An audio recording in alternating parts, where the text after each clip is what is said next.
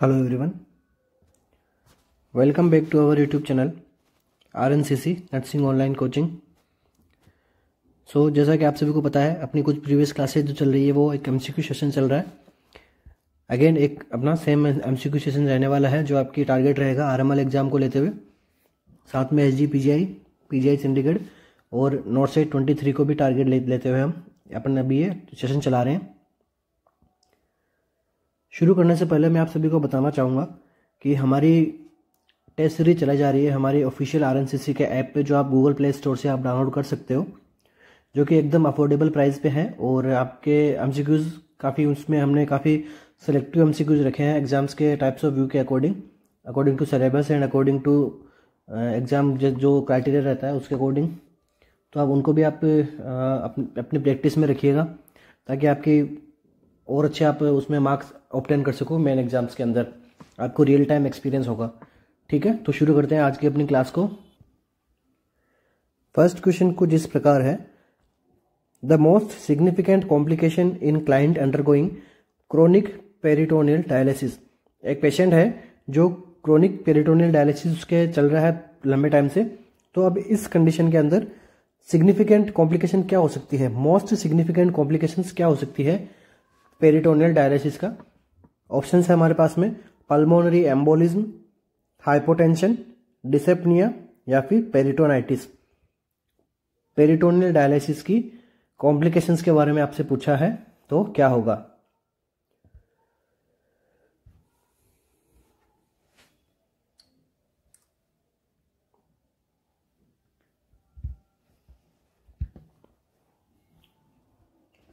तो सबसे पहले अपना इस क्वेश्चन का आंसर पे चलते हैं। जब भी लंबे समय तक अपन पेरिटोनियल डायलिसिस करते हैं तो ऐसे केसेस में पेशेंट को एक कंडीशन हो सकती है, वो है अपनी पेरिटोनाइटिस। ठीक है, जो पेरिटोनियल कैविटी के अंदर इन्फेक्शन इन्फ्लामेशन होना क्या कहलाता है, पेरिटोनाइटिस। ठीक है, क्या हो जाना, इन्फेक्शन। ठीक है, अभी अपन थोड़ा डिस्कस कर लेते हैं अपने डायलिसिस के बारे में कि डायलिसिस होता क्या है, कितने प्रकार के होते हैं।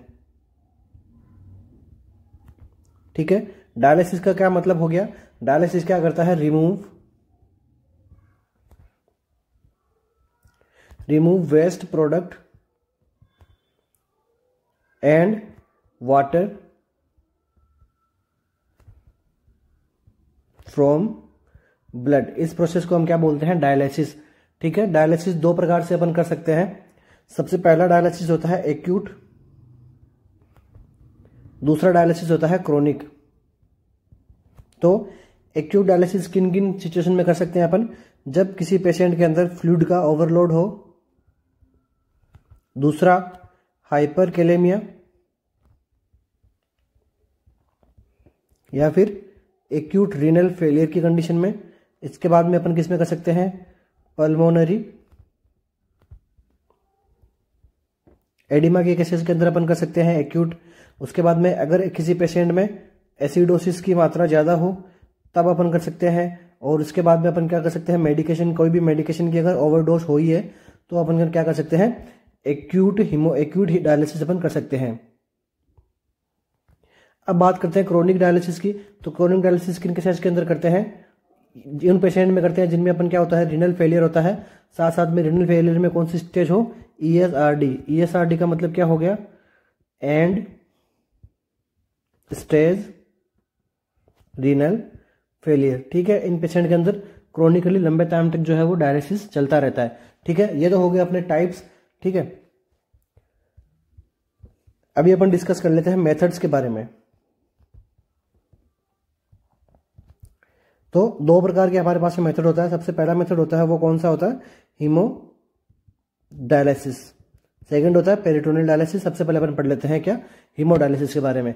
तो एग्जाम के अंदर क्वेश्चन पूछते हैं कि फादर ऑफ हीमोडायलिसिस कौन है, father of haemodialysis. Father of haemodialysis हम किसको बोलते हैं, कॉफ को। ठीक है, फादर ऑफ हीमोडायलिसिस कौन है, कॉफ। अब इसके हीमोडायलिसिस के अंदर अपन मोस्ट कॉमनली अपन कौन सी वेन को चूज करते हैं, सबसे पहले अपन करते हैं सब क्लेवियन, दूसरा फीमोरल। ठीक है, मोस्ट कॉमन ये वेन चूज होती है। इसके बाद में इससे और क्या क्वेश्चन बनता है, मोस्ट कॉमन यूज्ड मेथड कौन सा होता है डायलिसिस का, ये होता है हमारा हीमोडायलिसिस मेथड होता है।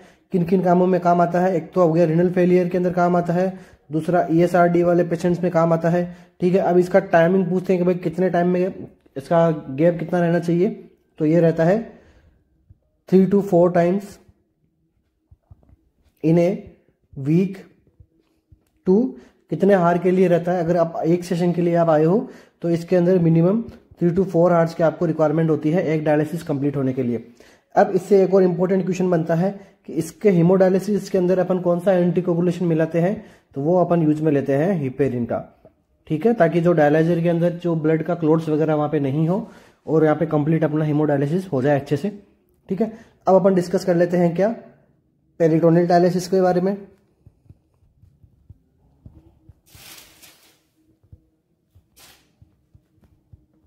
तो पेरिटोनियल डायलिसिस के फादर किसको बोलते हैं, इसका भी पूछा जाता है, फादर ऑफ पेरिटोनियल डायलिसिस। तो पेरिटोनियल डायलिसिस के फादर कौन है, टेनकॉफ।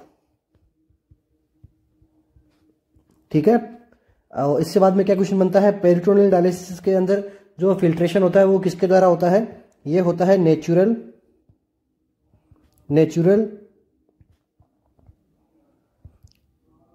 सेमी परमिएबल मेम्ब्रेन की मदद से होता है। ठीक है, और जो हेमोडायलिसिस के अंदर, इसके अंदर जो क्या डायलिसिस मशीन होती है, मशीन के द्वारा जो डायलाइजर के द्वारा हम क्या करते हैं, हीमोडायलिसिस परफॉर्म करते हैं, जबकि पेरिटोनियल में अपनी जो नेचुरल सेमी परमिएबल मेम्ब्रेन होती है उसी के द्वारा क्या होता है, डायलिसिस होता है।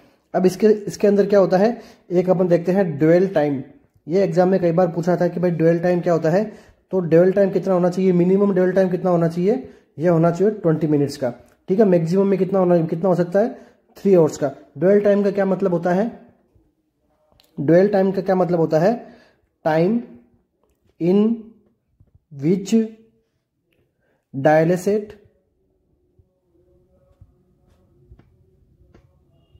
Remain in peritoneal cavity. ठीक है, ड्यूअल टाइम का क्या मतलब होगा, डायलिसिट मतलब जो भी अपन डायलिसिस के लिए अपन जो भी ड्रेन के थ्रू अपन पेरिटोनियल कैविटी के अंदर जो भी फ्लूइड वगैरह डालते हैं, इसका मतलब होगा डायलिसिट का पेरिटोनियल कैविटी में जो टाइम होता है रिमेनिंग का, वो उसको अपन क्या बोलते हैं, ड्यूअल टाइम। जो मिनिमम कितना हो सकता है, 20 मिनट्स टू 3 आवर्स तक जो है ड्यूअल टाइम अपन रख सकते हैं। अब इसके साथ में और क्या क्या क्वेश्चन पूछते हैं अपने को पेरिटोनियल डायलिसिस से, वो उसके अपन बात कर लेते हैं। तो नेक्स्ट क्वेश्चन बनता है हमारा पेरिटोनियल डायलिसिस से मोस्ट इंपोर्टेंट क्वेश्चन बनता है कि अगर नॉर्मल कलर अपन कब बोलेंगे, अगर किसी पेशेंट का जो नॉर्मल कलर आ रहा है, ठीक है, जो जैसा आपने डायलिसिस डाला है वैसे ही हमको हमारे पास में जो एक जो अपन निकालते हैं ड्रेन आउट हो रहा है उसका कलर नॉर्मल है, तो कि क्या हमें क्या दर्शाता है कि मतलब जो है वो कैसा है, अगर फ्लूइड का कलर कैसा हो, कलरलेस हो और क्लियर हो, तो ये कैसा है, नॉर्मल कलर है। ठीक है, अगर यहाँ पे कलर देखने को मिले हमें, कैसा देखने को मिले, येलो कलर देखने को मिले और यूरिन कलर। ठीक है, तो इसका क्या मतलब हो गया, यहाँ पे क्या हो गया, उसको ब्लैडर, यहाँ पे क्या हो गया, उसको ब्लैडर परफोरेशन हो गया। ठीक है, अब अगर कलर देखने को मिले हमें क्लाउडी, तो क्लाउडी कलर के अंदर क्या होगा, क्लाउडी कलर के अंदर हमें देखने को मिलेगा कि पेशेंट को जो है वो क्या हो चुका है, पेरिटोनाइटिस। अब नेक्स्ट क्या क्वेश्चन पूछ सकता है आपको कि जो बोवेल परफोरेशन है उसके अंदर क्या होता है, बॉल परफोरेशन के कलर को पूछते हैं, तो इसके अंदर कैसा होता था, फीकल कलर। जो फीकल कलर होता है, या फिर जो अगर ये डायलिसिस का जो फ्लूइड निकला है वापस बाहर, ठीक है, पेरिटोनियम कैविटी से अपन ड्रेन आउट करते हैं, तो अगर उसके अंदर जो कलर हमें ये मिलते हैं तो इनका मतलब होता है ये। ठीक है, ये कुछ एग्जाम के अंदर क्वेश्चन पूछा जा चुका है। ठीक है, अब नर्स का क्या रोल होता है, नर्स का रोल होता है जब हम पेरिटोनियल एनालिसिस करते हैं ना, तो नर्स का रोल होता है मूवमेंट कराना। ठीक है, मूवमेंट करवाना होता है पेशेंट को, ताकि अच्छे से वहां पे जो है वो पेरिटोनियल डायलिसिस इफेक्टिव तरीके से काम कर सके। ठीक है, तो अपना इस फर्स्ट क्वेश्चन का आंसर क्या हो जाएगा, अगर कोई क्रोनिक पेरिटोनियल डायलिसिस किसी पेशेंट को हो रहा है तो उसमें चांसेस होते हैं कि उस पेशेंट को क्या, पेरिटोनाइटिस होए। ठीक है, तो हमारे इस क्वेश्चन का आंसर क्या हो गया, option number D. Next question पे मूव करते हैं। A client has had surgery for a deviated nasal septum.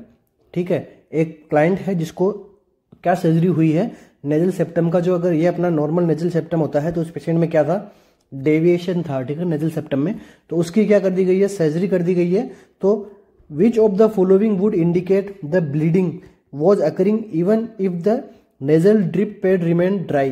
तो अब कौन सा जो फैक्टर है, कौन सा जो नीचे हमें सजेशन में ऑप्शन में जो दिखाया गया है, जो इंडिकेट कर रहा है कि इस पेशेंट को क्या हो रही है, ब्लीडिंग हो रही है अभी, जबकि हमारा क्या है, नेजल ड्रिप उसका जो पैड है वो क्या है, ड्राई है, ठीक है। पेशेंट का जो नेजल ड्रिप पैड है वो ड्राई है, बट कौन सा ऐसा ऑप्शन है जिसमें हमें लग रहा है उसकी भाई उसके सर्जरी के बाद में उसको ब्लीडिंग हो रही है, ठीक है। काफी अच्छा क्वेश्चन है, एग्जाम में आया हुआ भी है, ठीक है। तो ऑप्शन में हमारे पास में है nausea, repeated swallowing, increase respiratory rate या फिर इंक्रीज्ड पेन।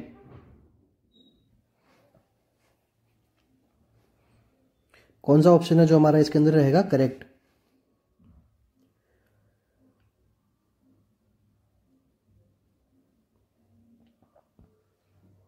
तो इस क्वेश्चन का जो हमारा करेक्ट आंसर जो रहेगा वो रहने वाला है ऑप्शन नंबर बी, ठीक है। तो जब कभी भी ऐसी कंडीशन हो कि नजल पैकिंग वगैरह की गई हो और वहाँ पे कोई ब्लड वगैरह हमें नहीं दिखाई दे रहा हो और पेशेंट क्या करे, रिपीटेड स्वेलोइंग कर रहा हो, तो यहाँ पे क्या करना है, आप सभी को ध्यान में रखना है कि यहाँ पे क्या हो सकता है, उस पेशेंट को क्या ब्लीडिंग हो रही हो, तभी वो क्या कर रहा है, ब्लीडिंग के जो नोज से ब्लीडिंग हो रही है उसको निगलने की कोशिश कर रहा है, ठीक है। तो यहाँ पे रिपीटेड स्वेलोइंग जो है वो देखने को मिल सकती है पेशेंट में, ठीक है। इसी के साथ में ये नहीं हो तो आप उसके बाद में क्या कर सकते हो, आप ओरली भी आप उसका असेसमेंट कर सकते हो टॉर्च से वगैरह से, ठीक है। तो आपको विजिबल ब्लीडिंग दिख जाएगी। तो हमारे इस क्वेश्चन का करेक्ट आंसर क्या रहेगा, रिपीटेड स्वेलोइंग। तो जब स्वेलोइंग वो करता रहेगा पेशेंट, तो उससे क्या हो सकता है, आगे जाके नोजिया भी उसको लीड हो सकता है, ठीक है। तो फर्स्ट अपना क्या रहेगा, रिपीटेड स्वेलोइंग, उसके बाद में वो पेशेंट को नोजिया हो सकता है। अगर पेन हो रहा है पेशेंट को, तो पेन से पेशेंट को क्या हो सकता है, डिस्कम्फर्ट हो सकता है, जबकि रिपीटेड स्वेलोइंग नहीं हो सकती है, ठीक है। तो डिस्कम्फर्ट वगैरह यहाँ पे देखने को मिल सकता है पेशेंट को, और रेस्पिरेटरी रेट भी जो है वो इंक्रीज देखने को मिल सकती है। बट अपन को क्या करना है, ब्लीडिंग को असेस करना है, तो ब्लीडिंग को असेस करने के लिए पेशेंट क्या करेगा, रिपीटेड स्वेलोइंग करता है। तो ये हो गया हमारा क्वेश्चन नंबर। नेक्स्ट क्वेश्चन भी यहाँ पे कंप्लीट होता है। नेक्स्ट क्वेश्चन पे मूव ऑन करते हैं। The appropriate needle goes for intradermal injection. Intradermal injection के लिए अप्रोप्रिएट नीडल का गोज कितना होना चाहिए, ठीक है। तो 20 गोज, 22 गोज, 25 गोज या फिर 26 गोज इंट्राडर्मल इंजेक्शन लगाना है हमको, तो उसके लिए कितने गोज की नीडल को अपन यूज में लेते हैं।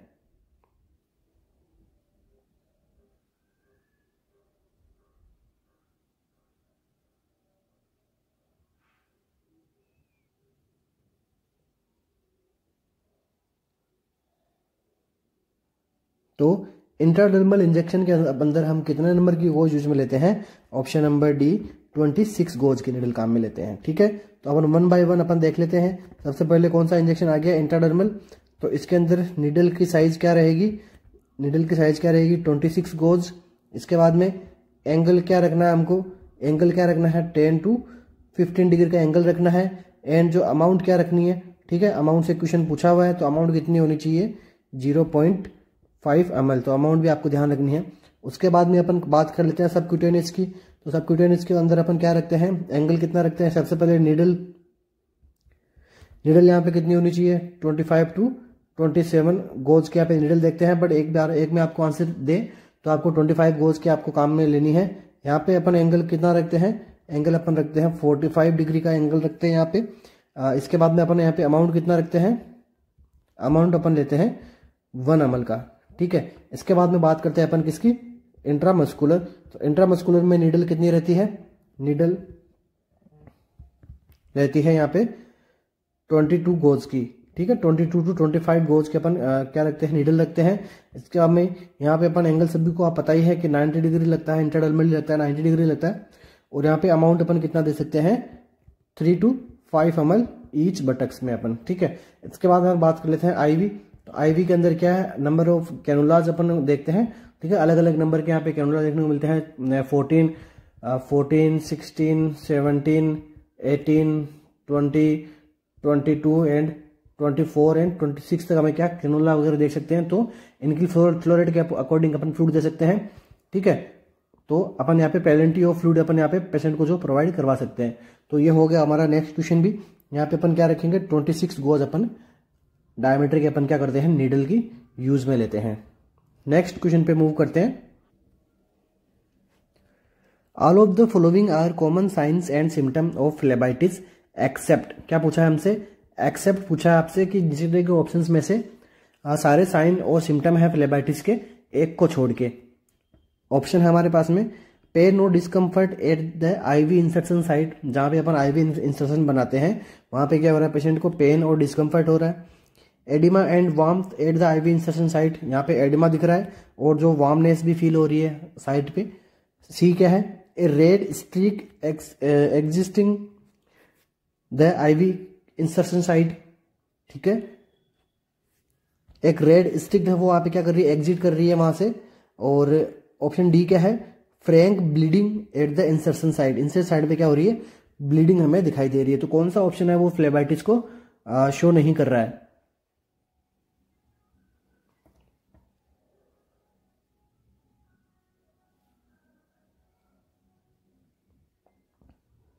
तो इस क्वेश्चन का आंसर क्या होगा हमारे पास में, ऑप्शन नंबर डी, ठीक है। फ्लेबाइटिस के रीजन के अंदर हमें यहाँ पे ब्लीडिंग वगैरह शो नहीं होती है, ठीक है। तो हमारा ऑप्शन कौन सा करेक्ट नहीं होगा, ऑप्शन नंबर डी, ठीक है। Frank bleeding at the insertion site ये कैरेक्टरिस्टिक नहीं होता है फ्लेबाइटिस का। तो फ्लेबाइटिस का क्या मतलब होता है अपन ये देख लेते हैं। फ्लेबाइटिस का मतलब होता है इन्फ्लामेशन ऑफ वेन्स, ठीक है। वेन्स के इन्फ्लामेशन को हमने क्या बोला, फ्लेबाइटिस, ठीक है। अब इसका क्या क्या कैरेक्टरिस्टिक्स होते हैं, क्या क्या साइन सिम्टम होते हैं। सबसे पहले ये कैसी होगी, रेड होगी। रेड के बाद में यहाँ पे क्या देखने को मिलता है, सोलोवन देखने को मिलता है। और इसके बाद में क्या होगा, यहाँ पे एडिमा हो सकता है। एडिमा के बाद में नेक्स्ट कॉर्ड लाइक वेन भी यहाँ पे शो होगी हमें, ठीक है। उसके बाद में क्या हो सकता है, फ्लो रेट भी क्या होगी, यहाँ पे आईवी लाइन की फ्लो रेट भी कम हो जाएगी। इसके बाद में क्या देखने को मिलेगा, वार्मनेस, ठीक है।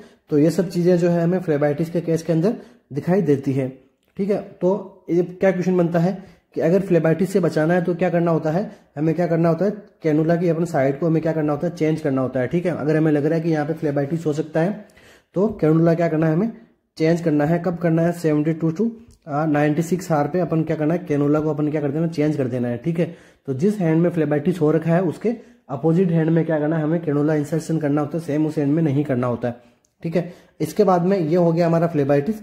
एक टॉपिक और आता है इनफिल्ट्रेशन। तो इनफिल्ट्रेशन के अंदर सारी की सारी चीजें हमें ये सब चीज देखने को मिलती है, जबकि वार्मनेस हमें यहाँ पे नहीं देखने को मिलती है। यहाँ पे हमें क्या देखने को मिलता है, स्किन कैसे देखने को मिल सकती है, कूल देखने को मिल सकती है, ठीक है।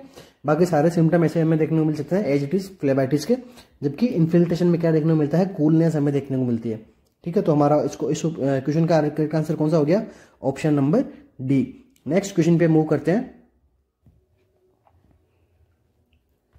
The 2 blood vessels most commonly use for TPN infusion are.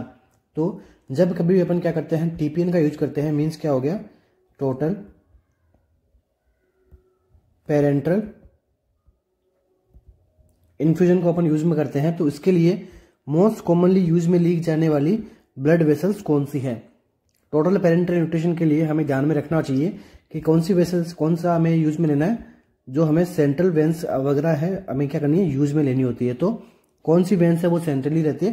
तो और मोस्ट कॉमन अपन किसको लेते हैं, ऑप्शन है हमारे पास में subclavian and jugular veins, brachial and subclavian veins, femoral and subclavian veins, या फिर ब्रेकियल एंड फिमोरल वेंस। कौन सी ऐसी वेंस है जो मोस्ट कॉमनली यूज होती है टोटल पेरेंटल न्यूट्रिशन के लिए, ठीक है। टोटल पेरेंटल न्यूट्रिशन के लिए अपन सेंट्रल लाइन से क्यों देते हैं, क्योंकि यहाँ पे क्या फ्लूइड कैसे रहते हैं, हाई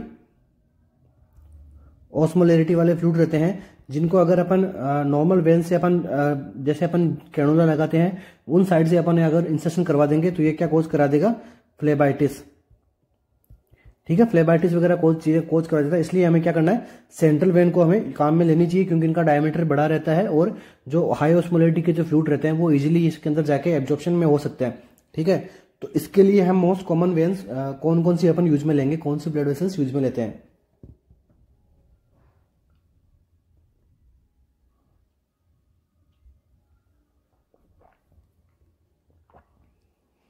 तो इस क्वेश्चन का जो हमारा आंसर रहने वाला है वो रहेगा ऑप्शन नंबर ए, ठीक है। सब क्लेवियन वेन्स और इंटरनल जुगुलर वेन्स जो है वो अपन क्या करते हैं, मोस्ट कॉमन अपन यूज में लेते हैं, ठीक है। बाकी टीपीएन के रिगार्डिंग मैंने पूरा का पूरा टॉपिक हमने प्रीवियस क्लासेस के अंदर सोल्व कर लिया है। तो जिस भी बच्चे ने वो क्लास देखी है तो उसके लिए अच्छी है, और जिन्होंने नहीं देखी तो आप प्रीवियस क्लास के अंदर जाके पूरा टॉपिक आप समझ सकते। नेक्स्ट क्वेश्चन होगा हमारा, the substance that promote the absorption of iron. ठीक है, ऐसा कौन सा सब्सटेंस है जो क्या करता है, प्रोमोट करता है क्या एब्जॉर्प्शन ऑफ आयरन का, आयरन के एब्जॉर्प्शन को प्रमोट करता है। ऑप्शन है हमारे पास में vitamin A, phosphates, vitamin C या फिर ऑल। कौन सा सब्सटेंस है जो क्या करेगा, एब्जॉर्प्शन में हेल्प करेगा आयरन की।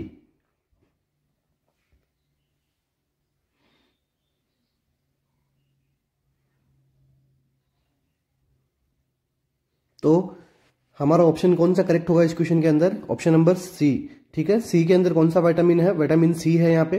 तो एब्जॉर्प्शन में कौन हेल्प करता है, विटामिन सी। विटामिन सी का रासायनिक नाम, केमिकल नेम क्या होता है, एस्कॉर्बिक एसिड। एस्कॉर्बिक एसिड की डिफिशियंसी हो जाएगी तो क्या, कौन सा डिजीज हो जाती है, स्कर्वी। ठीक है, अब विटामिन सी कैसे हेल्प करता है, जो फेरिन होता है, फेरिक को किस में कन्वर्ट करता है, फेरस में। कौन करता है, विटामिन सी। ठीक है, फेरिस को फेरस में कन्वर्ट करता है। तो फेरस में क्या होता है, विटामिन जो एब्जॉर्प्शन होता है किसका, आयरन का। ठीक है, आपका एक क्वेश्चन यहाँ पे और कंप्लीट होता है कि आयरन का एब्जॉर्प्शन कौन सी फॉर्म में होता है, तो ये एब्जॉर्प्शन होता है फेरस फॉर्म में। ठीक है, इसके बाद में नेक्स्ट क्या क्वेश्चन बनता है, आयरन का ट्रांसपोर्टेशन। तो ट्रांसपोर्टेशन आयरन का कौन सी फॉर्म में होता है, यह भी एग्जाम में पूछा गया है। तो यह होता है ट्रांसफेरिटिन में। ट्रांसफेरिटिन फॉर्म में क्या होता है, आयरन का ट्रांसपोर्ट होता है। एक और क्वेश्चन बनता है आयरन का स्टोरेज। तो आयरन का स्टोरेज कौन सी फॉर्म में होता है, यह होता है फेरिटिन और हीमोसिड्रिन के। ठीक है, हीमोसिड्रिन या फिर फेरिटिन में क्या होता है, आयरन का स्टोरेज होता है। आयरन का ट्रांसपोर्ट किस में होता है, ट्रांसफेरिन में होता है। और आयरन का एब्जॉर्प्शन किस में होता है, फेरस में होता है। एक और इंपॉर्टेंट क्वेश्चन बनता है एब्जॉर्प्शन से, कि एब्जॉर्प्शन की मोस्ट इंपॉर्टेंट साइट कौन सी होती है जहां पर आयरन एब्जॉर्प्शन सबसे ज्यादा देखने को मिलता है, यह होता है हमारा ड्यूडेनम। ठीक है, ड्यूडेनम में क्या होता है, आयरन एब्जॉर्प्शन सबसे ज्यादा देखने को मिलता है। ठीक है, तो ये हो गई हमारी विटामिन सी के रिलेटेड सारी, हमें पता लग गया भाई विटामिन सी कैसे हेल्प करता है आयरन में। विटामिन ए की डिफिशियंसी से क्या रोग हो जाएगा, ये यहाँ पे नाइट ब्लाइंडनेस। ठीक है, इसको हम क्या बोलते हैं, रेटिनॉल। ठीक है, इसके बाद में विटामिन डी की कमी से क्या हो सकता है, रिकेट्स। ठीक है, ऐसे ही कुछ और भी विटामिन वगैरह होते हैं, सारे मैंने पढ़ा रखे हैं प्रीवियस क्लास के अंदर। ठीक है, अब एक और क्वेश्चन बनता है, काफी अच्छा क्वेश्चन बनता है कि प्रेगनेंसी के अंदर एनीमिया कोई कंडीशन अपन कब कहते हैं। ठीक है, प्रेगनेंसी में आयरन का लेवल कितने से कम होगा तो अपन क्या बोल देंगे कि भाई हाँ, यहाँ पे प्रेगनेंसी में मदर जो है वो एनेमिक है। तो इसका लेवल होना चाहिए लेस देन 11 mg/dl। ठीक है, अगर ये लेस देन 11 mg आया है तो उस मदर क्या है, वो एनीमिक है। ठीक है, उसको हम क्या बोल देंगे, एनीमिक। तो इसको अपन क्या बोल सकते हैं, कट ऑफ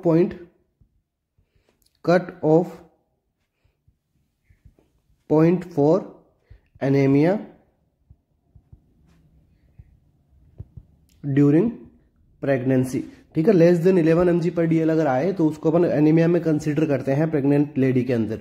ओके, सो इस क्वेश्चन का हमारा करेक्ट आंसर क्या हो गया, विटामिन सी। नेक्स्ट क्वेश्चन पे मूव करते हैं।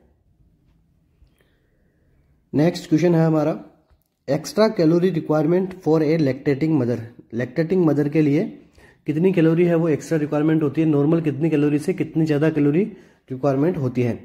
350 kcal per day, 400 kcal per day, 550 kcal per day या फिर 800 kcal पर डे।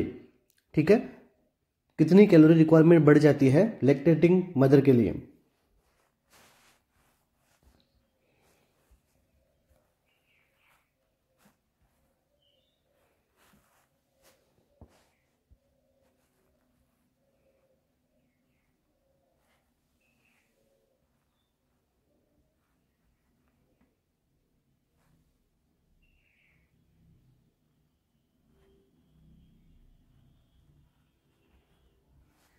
सो एक लैक्टेटिंग मदर है तो उसके लिए कितनी कैलोरी रिक्वायरमेंट एडिशनल होगी, वो होगी 550। ठीक है, 550 कैसीएल पर डे होनी चाहिए। और अगर आपसे क्वेश्चन में पूछ ले कि भाई प्रेग्नेंट लेडी के लिए कितनी रिक्वायरमेंट होगी, तो वो होगी 350 कैसीएल। ठीक है, प्रेग्नेंट लेडी के लिए कितनी होनी चाहिए, 350 कैसीएल पर डे यहाँ पे रिक्वायरमेंट होती है। एंड जो लैक्टेटिंग मदर है उसके लिए कितनी होनी चाहिए, 550 कैसीएल पर डे की यहाँ पे रिक्वायरमेंट होती है। एम्स में पूछा गया क्वेश्चन भी है, तो हो सकता है आपके आगे भी पूछा जाए। अब अगर अपन बात करते हैं कि जो नॉर्मल वुमेन्स को हमने कितनी जो है वो कैलोरी की रिक्वायरमेंट होती है। ठीक है, तो अपन हेडिंग डाल लेते हैं यहाँ पे, कैलोरी नीड्स फॉर वुमेन। ठीक है, कैलोरी नीड्स फॉर वुमेन। तो इसके अंदर अपन बात करेंगे सबसे पहले तो सेडेंट्री की, सेडेंट्री के बाद में मॉडरेट वर्कर्स की, इसके बाद में हेवी या फिर एक्टिव जो वर्कर्स फीमेल्स होती है उनमें कितनी कैलोरी रिक्वायरमेंट होती है। और अपन एज ग्रुप मान के चलते हैं 21 से 25 का, और दूसरा अपन एज ग्रुप ले लेते हैं 26 से 30 एज का। ठीक है, एज, क्योंकि ये दो ही एज को कंसिडर किया जाता है कैलोरी का, बेसिकली अपन नॉर्मल इसी को ध्यान में रखना चाहता है। तो अगर सेडेंट्री फीमेल है तो सेडेंट्री फीमेल के लिए कितना रहेगा, ये इस एज ग्रुप के अकॉर्डिंग 2000 कैसीएल पर डे की रिक्वायरमेंट होगी। मॉडरेट के लिए 2200 पर कैसीएल की रिक्वायरमेंट होगी।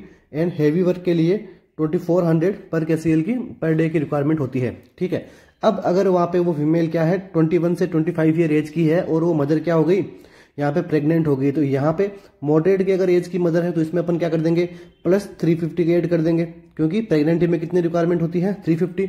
और अगर यहाँ पे वो हेवी वर्कर है और वो लैक्टेशन करवा रही है तो कितनी ऐड कर देंगे, 550 कैसीएल पर डे अपन ऐड करते हुए चलेंगे। ठीक है, तो ऐसे कैलोरी को ऐड करना है, ना कि उसकी बेसिक कैलोरी इतनी हो जाएगी। बेसिक कैलोरी की तो ये है, basic calorie requirement per day ये है, और एडिशनल कितनी देनी है हमें उसको, 350 देनी है। ठीक है, यही अगर सेडेंट्री के साथ में हो तो सेडेंट्री अगर फीमेल प्रेग्नेंट या फिर लैक्टेशन हो तो उसकी भी कैलोरी चेंज हो जाएगी, बट ये अमाउंट कभी भी चेंज नहीं होगा। ठीक है, अब अगर बात कर लेते हैं 26 से 30 ईयर की एज की अगर फीमेल है तो वहां पे सेडेंट्री में कितना चाहिए होगा, 1800।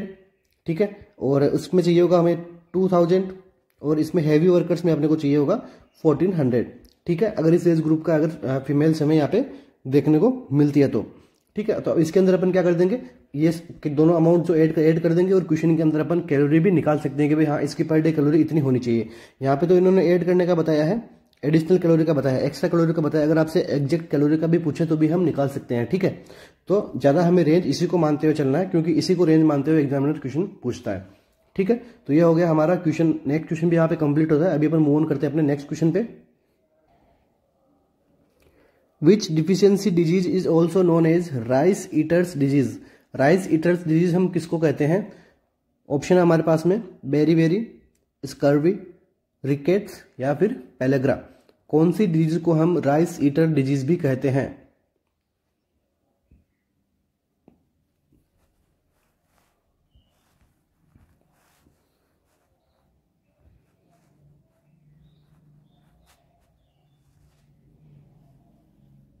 तो राइस ईटर डिजीज हम कहते हैं किसको, ये कहते हैं अपन बेरी बेरी को। ठीक है, तो राइस ईटर्स डिजीज अपन किसको कहते हैं, बेरी बेरी को कहते हैं। तो जो पीपल्स राइस ईट करते हैं उनमें क्या हो सकता है, विटामिन B1 की यहाँ पे जो क्या होता है, थियामिन की यहाँ पे डिफिशियंसी देखने को मिलती है। तो थियामिन डिफिशियंसी क्या लीड करवाएगी, बेरी बेरी। ठीक है, बेरी बेरी जो प्रॉब्लम है वो कौन कॉज करवाती है, विटामिन B1 डिफिशियंसी। क्यों करती है, क्योंकि राइस की जो आउटर कोटिंग होती है वो उसके अंदर क्या पाया जाता है, रिच अमाउंट के अंदर यहाँ पे क्या देखने को मिलता है, विटामिन B1 देखने को मिलता है। तो जो भी पर्सन राइस ईटर्स होते हैं, व्हीट ईटर्स होते हैं, तो उसके अंदर क्या करते हैं, आउटर कोटिंग को तो वो वॉश कर देते हैं। ठीक है, तो इसकी वजह से यहाँ पे B1 की कमी देखने को मिलती है इन पर्सन के अंदर। ठीक है, तो इसकी वजह से यहाँ पे बेरी बेरी प्रॉब्लम भी देखने को मिल सकती है। अगर आपको एग्जाम में क्वेश्चन पूछे कि रिचेस्ट सोर्स ऑफ B1, तो उसके अंदर क्या है, rice and wheat outer layer. ठीक है, राइस और व्हीट की जो आउटर लेयर है उसके अंदर यहाँ पे रिचेस्ट सोर्स के अंदर हमें यहाँ पे क्या देखने को मिलता है, विटामिन B1 देखने को मिलता है। ठीक है, B1 विटामिन क्या करता है, ये भी एग्जाम के अंदर क्वेश्चन पूछता है। सो B1 helps in CHO carbohydrate metabolism में हेल्प करता है। तो अब कहाँ पे हेल्प करेगा मेटाबॉलिज्म में, ये करता है हमारी जो TCA साइकिल होती है ना, वहाँ पे ये कार्बोहाइड्रेट मेटाबॉलिज्म में हेल्प करता है। तो अब यहाँ पे क्या है, B1 की यहाँ पे डिफिशियंसी है, तो ये क्या करेगी, पायरुवेक एसिड एंड लैक्टिक एसिड जहाँ पे ज्यादा मात्रा में बनता है, तो ये दोनों चीजें ज्यादा मात्रा में बनने की वजह से क्या कॉज करवा देगी, लीड बेरी।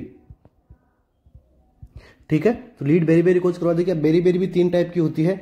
सबसे पहली ये ड्राई, दूसरी वेट, तीसरी इन्फेंटाइल। ठीक है, dry, wet and infantile. Dry beri में डायरेक्ट क्वेश्चन पूछते हैं कि ड्राई बेरी कहाँ अफेक्ट होती है, तो ये कोज करवाती है हमें पेरिफेरल न्यूराइटिस। वेट बेरी हमें कार्डियक सिम्टम देती है। कार्डियक सिम्टम्स यहाँ पे अराइज होते हैं वेट बेरी के अंदर। ठीक है, हार्ट प्रॉब्लम्स वगैरह, एडिमा वगैरह होता है शरीर के अंदर। इन्फेंटाइल के अंदर यहाँ पे क्या होगा, मदर को यहाँ पे क्या है, बेरी हो रखा है, तो यहाँ पे फीटस को भी यहाँ पे क्या देखने को मिल सकता है, बेरी की प्रॉब्लम देखने को मिल सकती है। अगर ये चीज टाइम पे ट्रीट नहीं हुई है तो आगे जाके ये लीड कर सकती है वर्निक्स एनसेफेलोपैथी को। अगर फिर भी आगे जाके ट्रीट नहीं होती है तो यहाँ पे क्या देखने को मिलता है, कोर्साकॉफ साइकोसिस। ठीक है, ये प्रॉब्लम्स किसमें देखने को मिलती है, बेरी के अंदर। ठीक है, तो यहाँ पे अपना बेरी कंप्लीट होता है, विटामिन B1 डिफिशियंसी कंप्लीट होती है, जो क्या है, थायमिन डिफिशियंसी है। ठीक है, अब नेक्स्ट पूछते हैं स्कर्वी का किसकी डिफिशियंसी से होता है, विटामिन C की डिफिशियंसी से। तो नेक्स्ट एग्जाम में क्वेश्चन बनता है कि वाटर सोल्यूबल विटामिन कौन कौन से होते हैं। सो वाटर सोल्यूबल कौन कौन सा होता है, vitamin C plus B complex. ठीक है, ऐसे विटामिन जो अपनी बॉडी में स्टोर नहीं रहते हैं, वाटर के साथ में वो एक्सक्रीट हो सकते हैं, तो ये विटामिन है vitamin B complex and C। ठीक है, एंड फैट सोल्यूबल विटामिन यहाँ पे क्वेश्चन बनता है, फैट सोल्यूबल विटामिन क्या क्या आ जाएगा, A, D, E और K। ठीक है, ये सारे विटामिन कैसे हैं, फैट सोल्यूबल है, अपनी बॉडी में स्टोर रह सकते हैं। तो अब यहाँ पे विटामिन C की भी डिफिशियंसी हो सकती है डेली, और विटामिन B1 की, B कॉम्प्लेक्स की भी डिफिशियंसी देखने को मिल सकती है। क्यों, क्योंकि अपनी बॉडी में स्टोर नहीं होते हैं। तो स्कर्वी की प्रॉब्लम हो सकती है विटामिन C डिफिशियंसी से। बेरी तो हमने पढ़ी लिया है। नेक्स्ट ऑप्शन मिला हमें रिकेट्स। तो रिकेट्स किसकी डिफिशियंसी से, विटामिन D की डिफिशियंसी से। ठीक है, अगर बच्चों के अंदर विटामिन D की डिफिशियंसी होगी तो वहां पे क्या देखने को मिल गया, रिकेट्स। और एडल्ट के अंदर विटामिन D की डिफिशियंसी होगी तो क्या देखने को मिल गया, ओस्टियोमलेशिया। ठीक है, अब इसके बाद में नेक्स्ट हमें इसका भी पेलेग्रा भी काफी इंपॉर्टेंट है। तो पेलेग्रा के अंदर किसकी डिफिशियंसी हमें देखने को मिलती है, पेलेग्रा के अंदर डिफिशियंसी हमें देखने को मिलती है नियासिन की। तो पेलेग्रा में डिफिशियंसी देखने को मिलती है नियासिन की। तो नियासिन कौन से नंबर का विटामिन है, विटामिन B3। तो नियासिन के अंदर काफी इंपॉर्टेंट हमें साइन सिम्टम देखने को मिलते हैं, जिनको हम साइड में यहाँ पे नीचे डिस्कस कर लेते हैं कि नियासिन के अंदर क्या देखने को मिलता है, 3D साइन। तो इसके सबसे पहले क्या होगा, डायरिया, डर्मेटाइटिस, डिमेंशिया। ठीक है, जिन पर्सन में नियासिन की कमी होती है उनमें क्या देखने को मिलता है, डायरिया, डर्मेटाइटिस, डिमेंशिया देखने को मिलता है। लास्ट एक और ऐड हो गया, अब वो कौन सा है हमारे पास में, डेथ। ठीक है, लास्ट पर्सन की अगर ट्रीट नहीं होता है तो पर्सन किसको लीड कर सकता है, डेथ को कट कर सकता है। ठीक है, नेक्स्ट एग्जामिनर क्वेश्चन पूछता है हमसे कि पेलेग्रा किन किन पर्सन में होते हैं, जो पर्सन एक्सेसिव अमाउंट में क्या है, मेज ईटर्स है। ठीक है, जो मेज ईटर है तो उनमें यहाँ पे क्या देखने को मिलता है, पेलेग्रा की कंडीशन देखने को मिल सकती है। और पेलेग्रा के अंदर एक स्पेशल साइन देखने को मिलता है हमें, वो कौन सा साइन होता है, वो है कैसल नेकलेस। ठीक है, कैसल नेकलेस पेलेग्रा। ठीक है, यहाँ पे क्या है कि नेक के अराउंड यहाँ पे एक डर्मेटाइटिस की कंडीशन कोज हो जाती है, और उसमें क्या है कि एक नेकलेस के जैसे आपको संरचना देखने को मिलती है, शेप देखने को मिलती है। ठीक है, तो पेलेग्रा के अंदर हमें क्या देखने को मिलेगा, कैसल नेकलेस साइन देखने को मिलेगा। और बेरी में राइस ईटर्स में डिजीज कौन सी होती है, बेरी। नेक्स्ट क्वेश्चन पे मूव ऑन करते हैं। A child receives a gastrostomy tube feeding every 4 hour. एक चाइल्ड क्या कर रहा है, उसको गैस्ट्रोस्टोमी ट्यूब से फीडिंग करवाई जा रही है, एवरी 4 आवर्ली उसको फीडिंग करवाई जा रही है। What is the priority nursing intervention for this child. यहाँ पे क्या करना है आपको, प्रायोरिटी नर्सिंग इंटरवेंशन को आपको बताना है कि इसके बच्चे के लिए प्रायोरिटी नर्सिंग इंटरवेंशन क्या होगा। ऑप्शन है अपने पास में, open the tube 1 hour before feeding, आपको ट्यूब को ओपन करना है फीडिंग के 1 घंटे के पहले। Keep the child lying flat during the feeding, आपको क्या करना है, बच्चे को चाइल्ड को फ्लैट पोजीशन देनी है फीडिंग के दौरान, फीडिंग के time, during the feeding. Flush the tube with normal saline after feeding. After feeding के बाद में आपको क्या करनी है, ट्यूब को नॉर्मल सलाइन के साथ में आपको वॉश करनी है। या फिर position the child on the right side after feeding. आपको करना है आफ्टर फीडिंग चाइल्ड को आपको क्या करनी है, कौन सी पोजिशन देनी है, राइट साइड पोजिशन देनी है। तो कौन सा ऑप्शन है अपना करेक्ट होगा।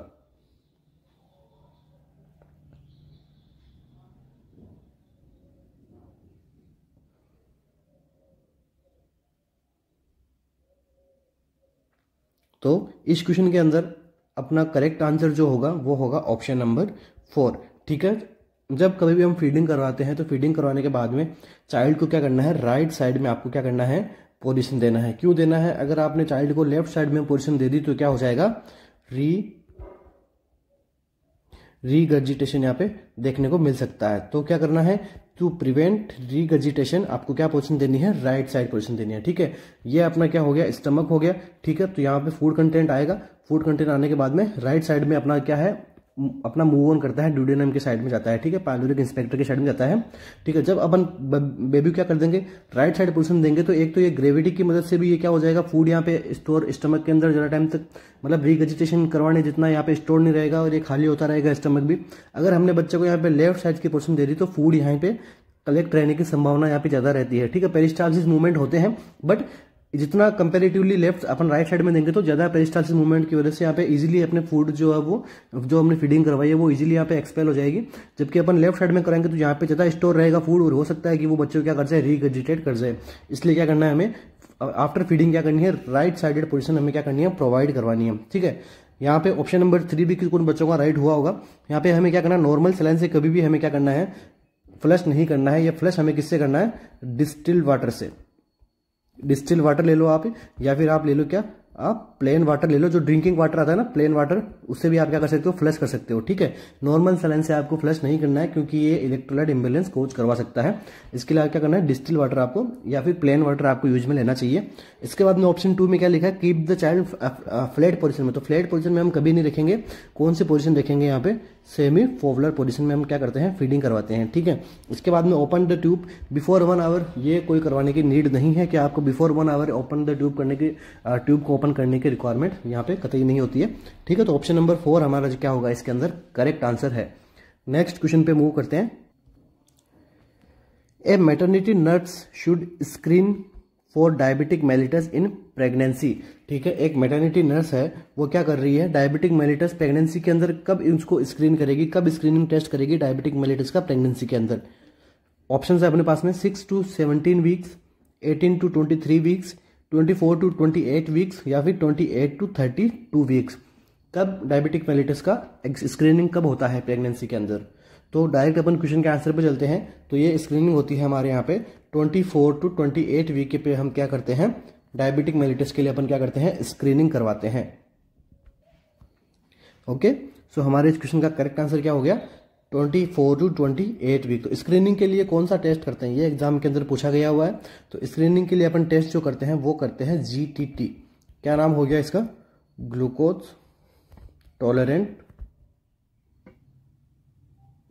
Tolerance test. क्या कब करवाते हैं, 24 to 28 वीक पे गेस्टेशन जो वीक है उस टाइम हम क्या करवाते हैं, GTT करवाते हैं। ठीक है, तो इस क्वेश्चन का हमारा आंसर क्या हो गया, C। अभी नेक्स्ट क्वेश्चन पे मूव ऑन करते हैं। The foetal heart rate assess by nurse during latent phase of the first stage of labour. क्या करना है, फर्स्ट स्टेज ऑफ लेबर यहाँ पे चल रही है। फर्स्ट स्टेज ऑफ लेबर की भी कौन सी स्टेज है, लेटेंट फेज अभी चल रही है। तो लेटेंट फेज के अंदर क्या करना है, हमें फीटल हार्ट रेट असेस करनी है। तो ये कितने टाइम से हम असेस करते हैं, ये आपसे क्वेश्चन में पूछा गया है। ऑप्शन है हमारे पास में every 5 minute, every 15 minute, every 30 to 60 minute, या फिर एवरी 60 to 90 मिनट्स। तो फर्स्ट फेज की लेटेंट फेज के अंदर हम कब करते हैं फीटल हार्ट रेट असेस। तो फर्स्ट स्टेज कौन सी होती है, फर्स्ट स्टेज में क्या होता है, सर्वाइकल का क्या होता है, डायलेशन हमको यहाँ पे देखने को मिलता है सर्वाइकल। तो इसके अंदर कितनी स्टेज होती है, फर्स्ट होती है हमारी लेटेंट, दूसरी होती है हमारी एक्टिव, एंड तीसरी कौन सी होती है, ट्रांजिशनल। ठीक है, तो फर्स्ट स्टेज के अंदर सर्वाइकल डायलेशन के अंदर अपन कितने टाइम से अपन करते हैं, ये हमारा ऑप्शन कौन सा करेक्ट होगा, option number C। Every 30 to 60 minute के अंदर अपन क्या करते हैं, फीटल हार्ट रेट को अपन क्या करते हैं, असेस करते हैं। ठीक है, तो इस क्वेश्चन का हमारा आंसर क्या हो गया, option number C. Second stage कौन सी होती है,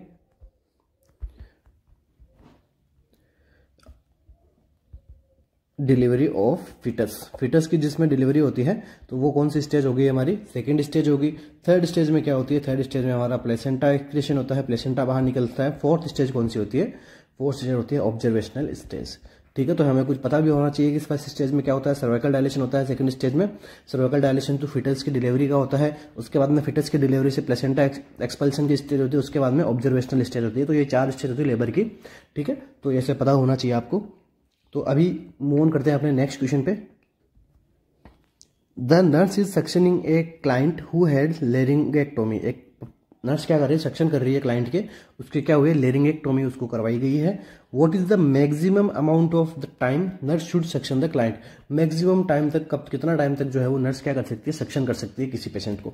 ऑप्शन है हमारा लेरिंगोक्टोमी हो यहाँ पे या फिर कोई भी और पेशेंट हो तो कितना टाइम, मैक्सिमम टाइम रहना चाहिए। ऑप्शन हमारे पास में 10 सेकंड, 15 सेकंड, 25 सेकंड या फिर 30 सेकंड। तो डायरेक्ट अपन आंसर पे चलते हैं क्योंकि इजी क्वेश्चन है, आया हुआ भी है कई बार। तो मैक्सिमम अपन 10 सेकंड तक हमें क्या करवाना है, सेक्शनिंग परफॉर्म करवानी है। इसके बाद में अपन कभी भी मोर देन यहाँ पे 10 सेकंड सेक्शन नहीं करवानी चाहिए। क्यों हो सकता है यहाँ पे, क्योंकि यहाँ पे हाइपोक्सिया देखने को मिल सकता है। ठीक है, और इससे और क्वेश्चन क्या बनता है कि ड्यूरिंग इंसर्शन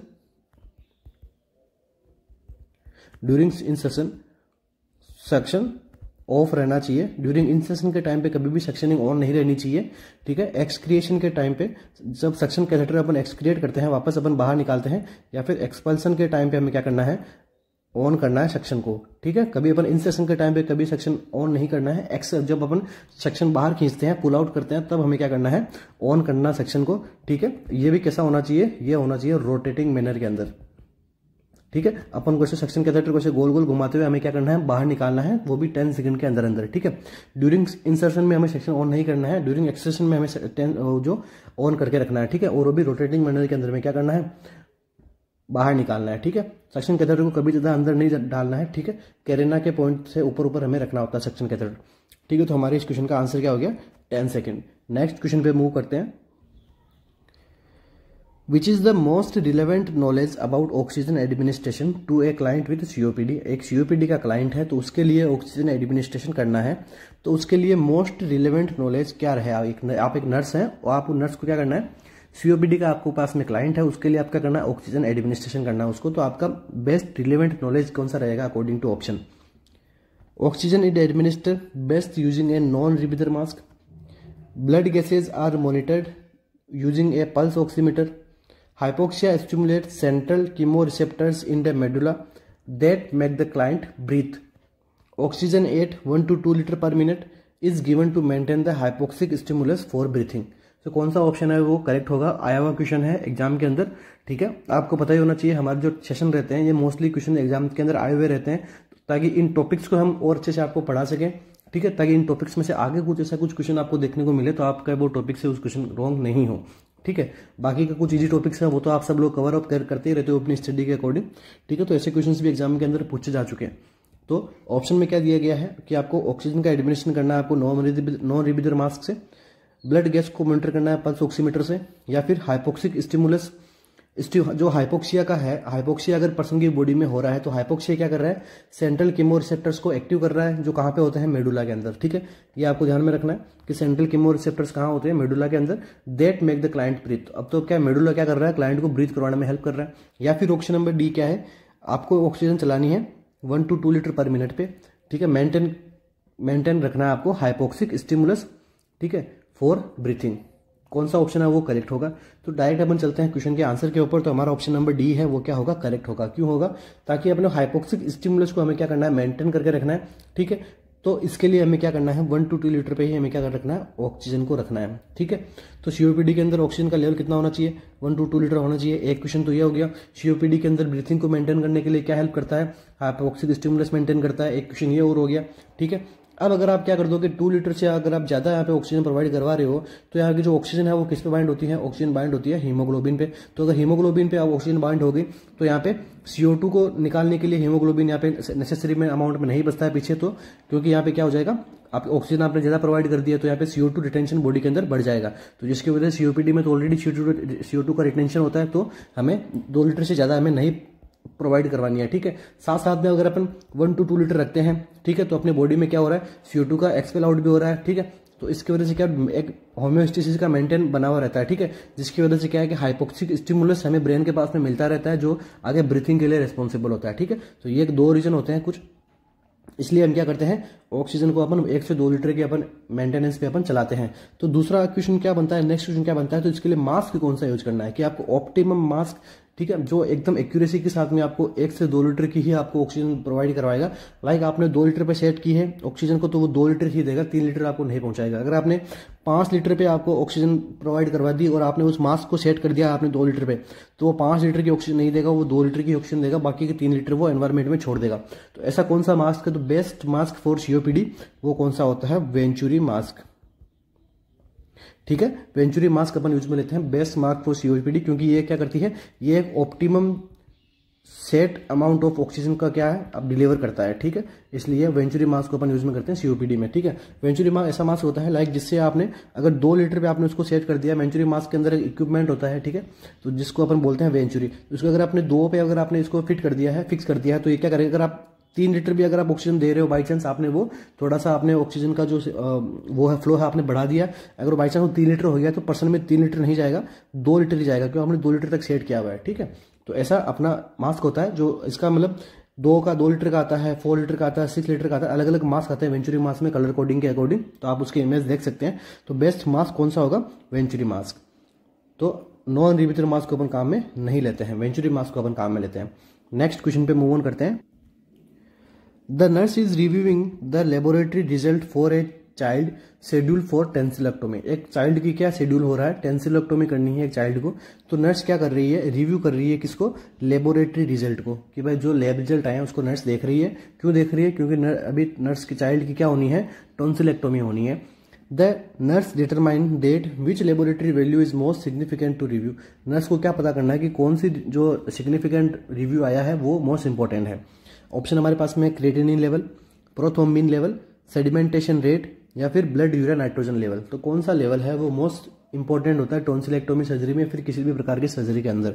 तो इस क्वेश्चन के अकॉर्डिंग हमारा आंसर करेक्ट आंसर जाएगा, वो जाएगा प्रोथ्रोम्बिन टाइम। ठीक है, prothrombin time is most relevant, most important, significant for the any surgery.